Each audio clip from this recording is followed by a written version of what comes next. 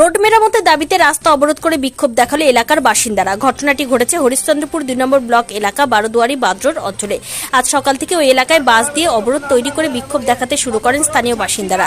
তাদের দাবি, হরিশ্চন্দ্রপুর ২ নম্বর ব্লকের কাছে এই বারোদুয়ারি বাঁধ ২০১৭ সালের বন্যায় ব্যাপকভাবে ক্ষতি হয়েছিল।